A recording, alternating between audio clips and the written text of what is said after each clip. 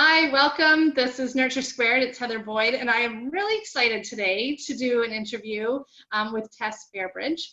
I'm going to go through her bio, and you'll know why I was so interested in talking with her today. And so first, thanks for being here, Tess. Oh, thank you so much.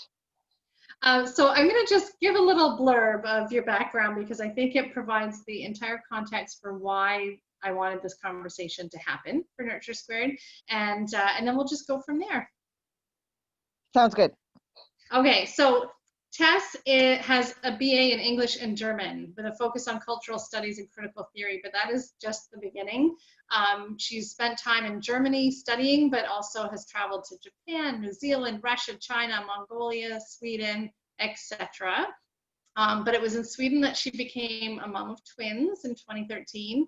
And it was their multiple allergies and intolerance that led her to a fascination with microbiome and the larger food system. So you're starting to see this is opening up this conversation. She did come back to Canada in 2014. She completed an MA in gender studies and feminist research.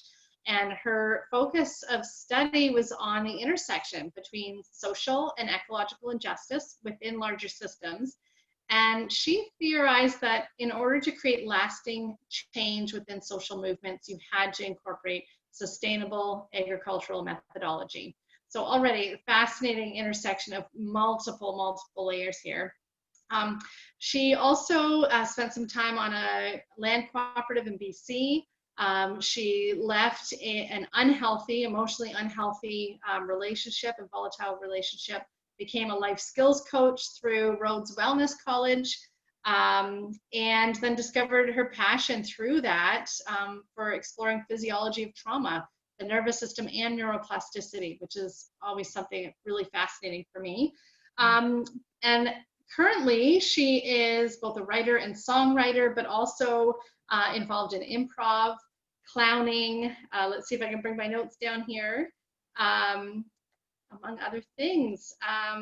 Yeah, clowning and supporting people in the writing process, especially, I knew that would happen. I'm still here. Yeah, this interview is gonna rock your world. It's all just gonna tumble down. She's actually launching an erotic writing class for women, or that's already in the works. It's actually, yeah, we're already in week 4. So that's right. Already going. Okay. Yeah. Awesome. But then there's another one coming out starting very soon called Vixens of the Quill. So maybe you could tell us right off the top about that and whether I've missed any major holes in that condensed bio before we jump in. Okay, I don't think you missed any major holes, but I mean, I also wrote it down because it's hard for me to forget. I pack a lot. I think I try to pack a lot of experience into not like such a long life. But I'm just a person who learns from experience, and I've been so privileged and so, I don't want to say lucky because I've made choices and there's always a trade-off, but I'm so grateful for everything that I have been able to experience in my life and everything that I still have to experience in my life. So Vixens of the Quill is a group that my friend Lardon Stiegler, who is an award-winning writer, and I decided to create because I'm writing a book. She's written a book and wants to write more, but both of us are just in such a phase of writing and our lives that we desire more support and we desire more like-minded community around us. Because one of the pieces of writing, of course, is that it's incredibly vulnerable and it's really scary. You know that people, like, especially with the way the world is now, you know people are always going to judge you, criticize you. There's always going to be the negative voices. So we want to surround ourselves with the positive voices, the people who, support, I think, not necessarily even the message, although ideally that too, but also just the fact that you're putting yourself out there authentically and vulnerably and honestly and speaking your truth from your heart. I believe that like each of us has kind of a puzzle piece, in like the grand design of the world. And for me, the struggle has been owning my voice. And as you mentioned, I've been through abuse and trauma, as we all have trauma in our histories. And so it's super difficult to speak up. And for me, like, an absolute backbone that I need is supportive community around me. And I know you used that, like the quote of mine that said, community is like my driving force in life. Everything in my life is leading me towards community, or is underlined by community in some way. And so it's a community of people who want to do more healing through writing, whether it's journaling, like just for yourself, or it's writing a book, or it's writing, I mean, I've toyed with one woman shows, I write music, or I've done sketch comedy, you know, like whatever it is that you want to express, that's what we want to support. And we believe in like-minded community.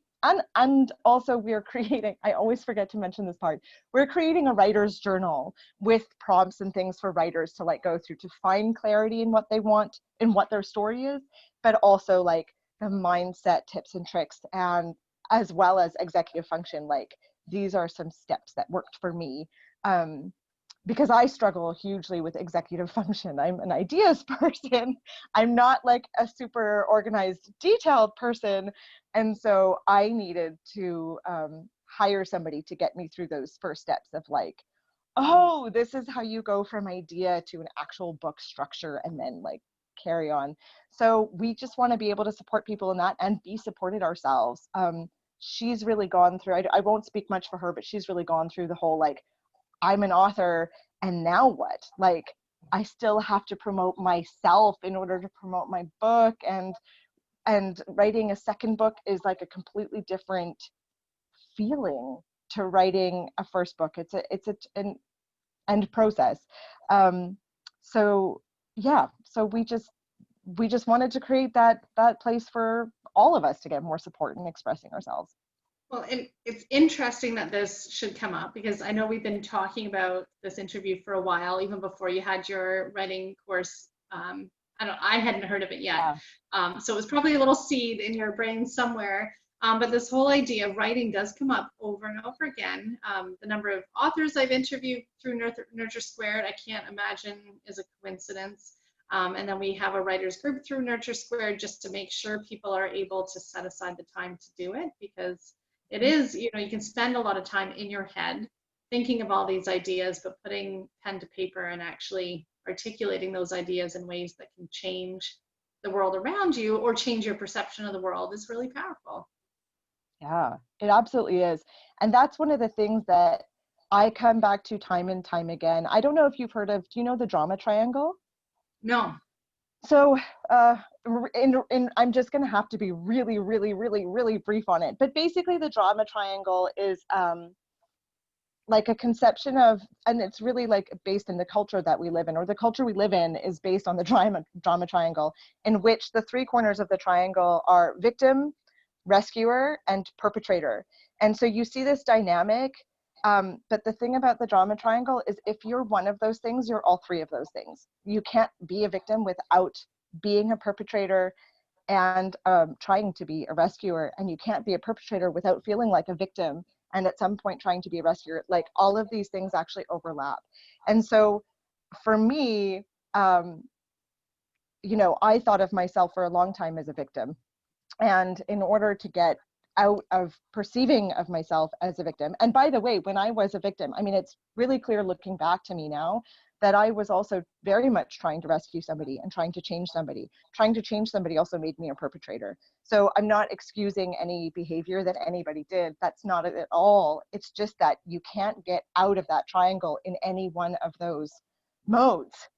So in order to get out of that triangle, you have to learn to co-create with your own world, right? And like tell a different story. And I think that I mean, the story theme is so vast as well, right? But like, we're story people. We make decisions based on narratives, whether they're narratives in our head, or they're the narratives of the news, or it's the narrative of professors or our families.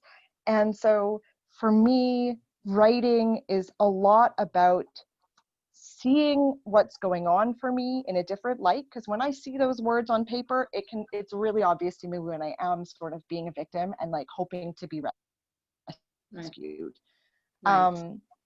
and then also changing the narrative so that I can actually create something different in my own life. I can't save the world. And like I came into a lot of parts of that bio wanting to save the world. When I went to the land co-op and lived on the land co-op for a year, I was really desiring sustainability and to understand how sustainability works, but I was totally coming at it with a lens of scarcity and not enough, and thinking I had to rescue people, and thinking that like people were all messed up. And it's taken me years to realize that God, well, that I love people, and that we're like so creative and joyful at our cores, and that sustainability is actually inherently joyful. It's not, you can't come at sustainability from a scarcity lens. It's abundant and joyful. And that's actually like how you get to sustainability is following your joy. And I can't, it's too hard to go into why I believe that, like all of the pieces, but story, again, is kind of for me the backbone of like, I can't save the world, but I can make my own little corner of the world better. I can make my own little corner of the world more abundant, more connected to myself and my tribe. I can make my own little corner of the world a little bit more glorious, like one step at a time, one little incremental change at a time. And like if that's all I can do, then that's what I'm gonna do. Because like at some point I think that and I think that we're really like in a reckoning right now globally, and for me what I see is a lot of people trying to control a lot of other people, and that is where you go when you're in that drama triangle. When you're trying to rescue and you feel like a victim, you will also try to control, which makes you a perpetrator. And so for me, it's like, I can't control anybody else. I went down that route. Like, don't get me wrong. And I have no judgment. I have so much compassion for everybody who is there right now, because I know that it comes from fear, and it's really scary. And it involves a lot of painful reckoning to get out of it too. I'm no perfect person, and I fall back into it all the time. But what I know I have control over is myself and the narrative that I'm telling. So that for me, like, I love words, I love writing, I love creating, and I really think we're story people, and that there are different stories that we maybe need to be telling right now, in order to.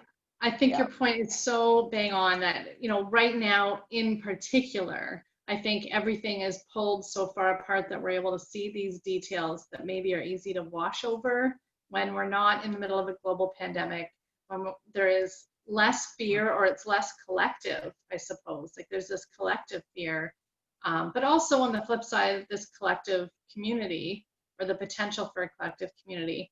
So the word, as you were talking, I was thinking, yes, words are what matter. The words that we use, the words and the stories we tell ourselves, and then the words that we write down or speak to others or share to try to make that little corner feel like the world is a little less, for us to feel a little less helpless, I guess, in terms of feeling overwhelmed.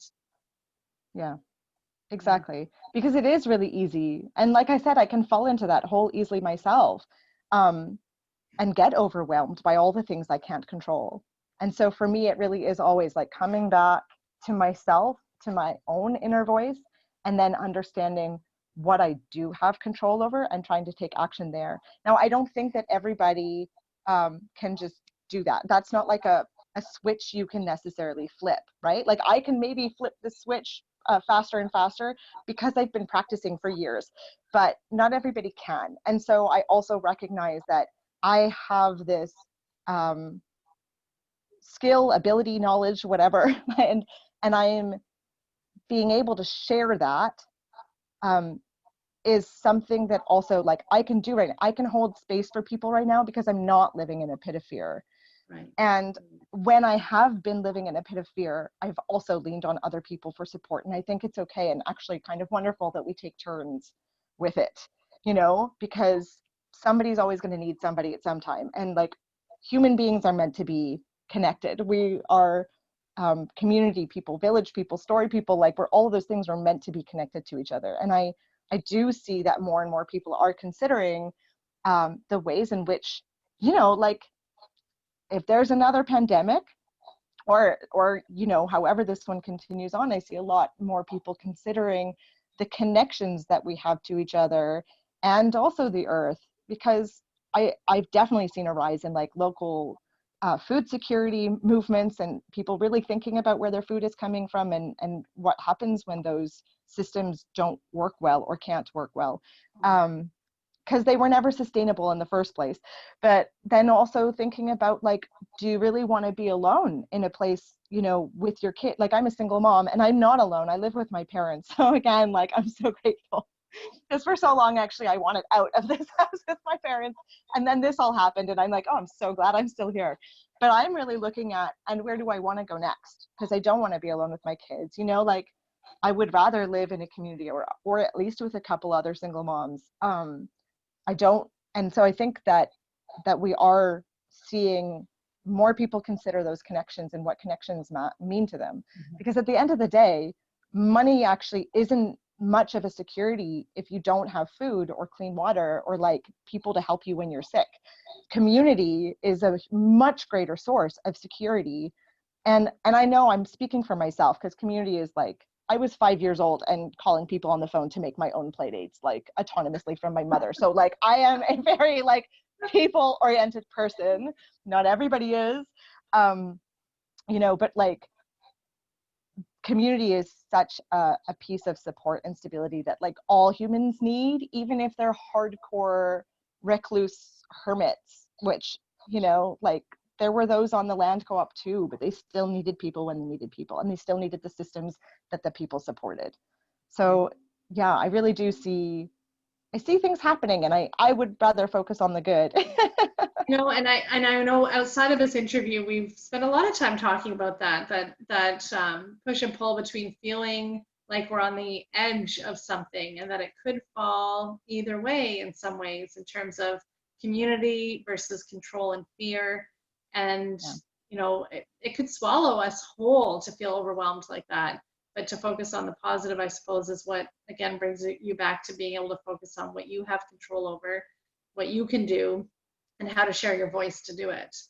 Now I have a list of words here. Many of them we've covered, and these are my cues for today's interview. But we've talked about many of them. But I'd be curious to explore more about one that hasn't really come up much yet in this conversation, and that's the concept around autonomy. And we've talked about community, but about that concept of autonomy. I wonder if you could share your thoughts on that. That's such a huge word and idea. And I think that like everything else, it's multifaceted, right? Because on the one hand, like you can probably tell a little bit from my bio that it's important to me to control my own life, and that I have done that. I have thrown myself into controlling my own life. And it's been really beautiful and a real blessing for me, because even when I found myself in a you know, in a dangerous relationship, like there you go again. Even when I found myself in a dangerous relationship, like I look back, and of course it's very easy to regret not leaving sooner, but at the same time I'm completely aware of the fact that I actually got out quite unscathed. Maybe not so much like emotionally or psychologically, but there are people that don't get out for so much longer than I did. And I think that part of it is because like I really don't like to be controlled. And like just to throw in a little bit of whatever. So my MBT and my Myers-Briggs is ENFP, and we are kind of known as like the anarchists of the bunch, because we have like the 3-year-old in the back seat who is the one that does not want to be controlled, does not like plans or rigid structure or routines, and hates to be micromanaged. And again, like it's a good thing and a bad thing. There's never been an ENFP president, for example. We don't like to rule other people either. We don't like to control people any more than we like to be controlled. So it's definitely, I think, saved me in situations that otherwise could have become much worse. At the same time, you know, my experience living in the intentional community on the land co-op, like it was at the end of my crumbling relationship, and we were there for almost a year. And some of the things that were really hard about it were like, I realized that I didn't have any skills really to deal with conflict. And I think that part of it was because I was always quite autonomous and I could just like walk away. I created a life that I could just walk away from things I didn't like. But when you're living in community, you can't always just walk away from things you don't like. And I realized that I really wanted any community that I was in to have somebody with the skills of mediation and with the skills of like group coaching or whatever you want to call it, right? Like helping people come together and make decisions and see eye to eye even when they might not. And so it's kind of like, I think that there's an interesting blend. Like we can never be fully sovereign. We can never be fully autonomous because we are made to be connected. At the same time, I absolutely, I mean, you know, like I am totally all for centralized government disbanding and like being thrown out with the wash, and for small bioregions of people to control their own visions, their own views, their own, and even like the way that we measure our own health and safety right now. Like we have the GDP system, which is a total fabrication, not based on human wellness at all, but based on how much profit you're making from resources, like from extracting resources and labor, which means that the way that people at the moment get profitable, which is what looks good on paper, is by extracting more labor for less money or more resources for less money. Like there isn't any way for this not to be exploitative, right? Like that's how it's designed. Whereas if you look at a system like Marilyn Waring has brought a bunch of different systems to the fore that she has said these would be much better ways of measuring our health and wellness, where communities actually, you know, create their own list of like, well, this is how we want to measure it, not with this fabrication, not with this thing that doesn't actually link to people at all. And in fact, is kind of the opposite, but something that, you know, we get to say like, well, how many people in the village are homed and how many people in the village, you know, are healthier without chronic illness, or how many people in the, like all of these different things that actually matter to people and to people's health and wellness.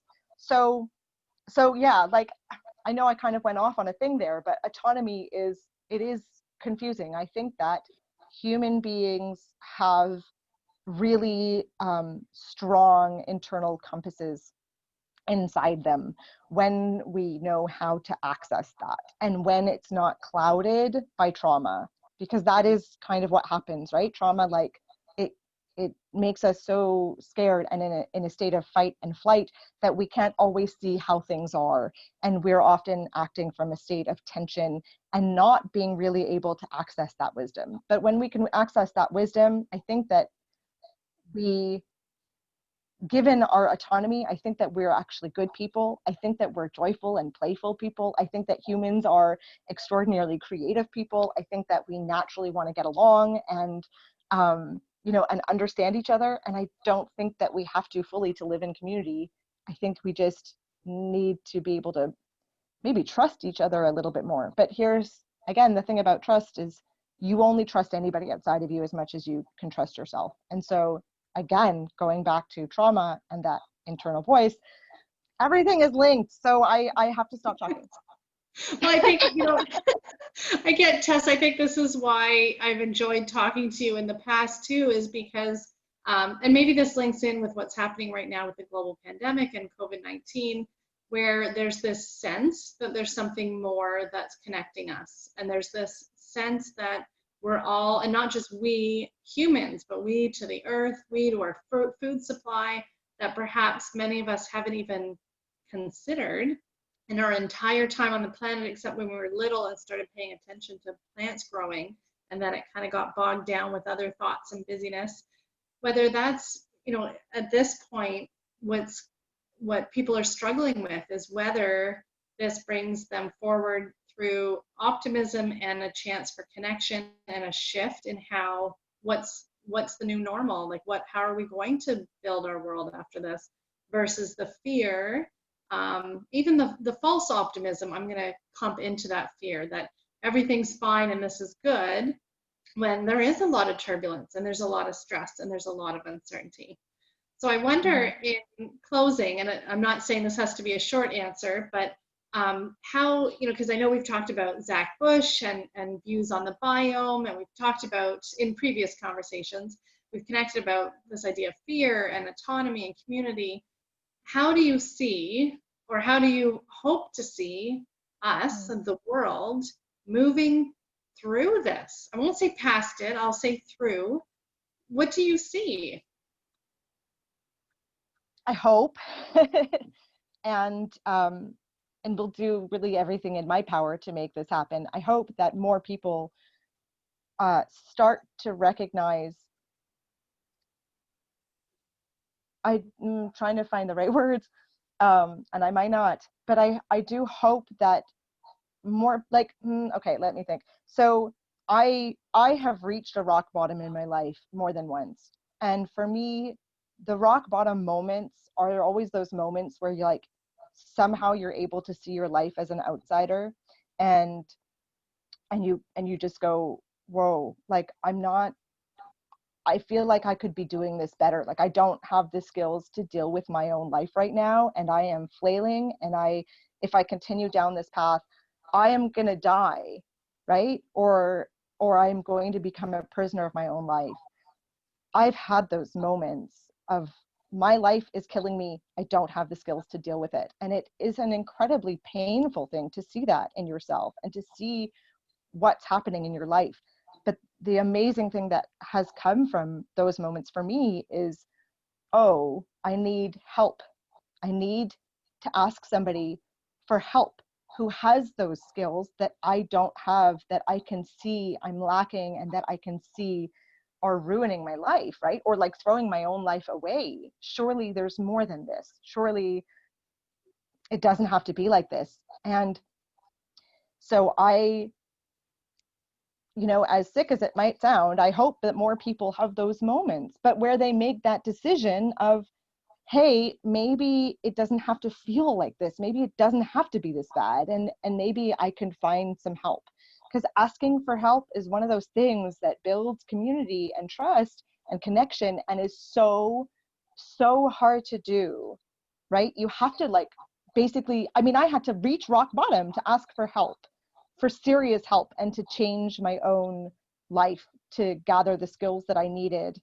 And so I think that is kind of like what we're seeing is just that happening on a huge scale, right? Like it's not just in my life or your life anymore. It's like millions or billions of people around the globe are reaching a frenzy of fear and paralysis that is also not sustainable. And the only way to move forward when you get there is to realize that you don't want to be like that anymore, and you don't want to feel that way anymore. And then connection starts, right? Connection to yourself and connection to other people, because you have to ask for help, even if it's just like to read a book. You have to look outside yourself in those moments and realize that other people may have the skills that you don't have. And I think that is a good thing. I hope to see more people reaching outside of themselves and asking for help. I hope to see more people admitting that how they're doing it right now doesn't feel good, and that they suspect that they could feel better. And I actually, like, for me, I see that as like one of my roles in the world is to kind of be, even though I've literally been attacked for it before, because people don't understand how it can be so high energy or so optimistic or so happy. And it's like, well, I don't know either, but it seems to be the way I was born. And like, to be able to see that good can come out of things is just one of those things that I can do, or whatever it is. I don't think it was learned. And so I hope that more connection leads to more connection leads to more connection, right? Because really, once you start taking care of your own shit, excuse my language, it's only then that you can actually help other people without being a rescuer. It's only once you've taken care of yourself that you can also take care of the land around you. You are incapable of taking care of stewarding land or helping or supporting other people in any kind of way if you're not doing it for yourself. It is what it is, like how we take care of ourselves is what grows to the outside, and how we're connected with ourselves is what grows from us. And so those moments of like deep, deep, painful, fearful uncertainty, I hope lead more people to connect with themselves and find their own resources and their own love for themselves and their own joy and their own, like, well, trust and an ability to see the beauty around them. Speaking of Zach Bush, I have to tell you this. So one of my children was the other night asking about death again. It's not an uncommon conversation, right? Like, it happens, and my kids are 7. So they're really curious about the world and they ask a lot of questions. And I decided to read them the last bit of Zach Bush's interview with Del Bigtree, which is this really beautiful, I'm sure some people have seen it. It's a really beautiful interview in which he talks about how he discovered sort of the beauty of the world and how and like love for everything around him. And so I was reading this to my children in bed at night, and like he talks about how human beings go through 2 births when we first come into the world, and like we're squeezed and our heart rate goes, and we go from being really safe and secure and happy through this transformational experience that we probably think we're going to die from, but then don't, and we come into this extraordinary world with like way more things going on than we ever could have imagined while we were in the room. And then he talks about how that happens again when we die, that, we might feel like this compression of our DNA and suffocation and fear and, or whatever it is that we go through. And then on the other side, we come out again into this extraordinary place where we're okay, and we realize that we're love and we're part of love and we're part of the whole. And I believed that. And I read it to my children, and one of my kids literally like shot up in bed. He sat up in bed. He was so excited, and he was like, "Mom, I'm gonna cry." He said, "Mama, we have to tell this story. We have to tell the people this story because they don't know it. They don't understand like what it's all about, and we have to share this story with all the people everywhere." And I just thought, it's so easy for me to see children as like these harbinger. Like, my life was completely different before I had kids, and I totally saw people as kind of a virus on the earth. And I lived in a lot of scarcity. And for me, when my kids were born, there was a turning point because I saw that they were these amazing, perfect little beings, and I vowed that I would not let the world change them, and that I would change the world so that they didn't have to change. And they remind me constantly in these little ways, like when he was just like, we have to tell the people. And I thought, yeah, God, like, it's so hard for me to use my voice like that, right? I'm always scared of the judgment and the criticism and what's going to come back at me, and people won't like me, and I won't be loved, and I won't belong. And my kid is just like, no, this is what needs to happen. And there's nothing that's ever going to stop him, because he doesn't have all that trauma that I have, and he doesn't have all those scripts that say, be quiet and be small and go along.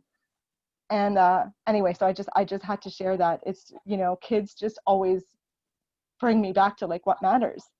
Mind blowing. Thank you so much for sharing that story. That is incredible. And a reminder too, like, there is this transformation for parents too when they become a mother or father. And it's the kids that keep it drawn down to the stuff that isn't layered out with the trauma or the impressions or the messages that we're getting. It's a powerful story. I think it's a beautiful way to finish, Tess. I want to thank you for your time today. This was fantastic. I'm glad we finally got to chat face to face instead of just through typing. But Yeah. this has been amazing. So thank you for your time. Well, thank you so much for asking and for having me. Take care. Okay, bye.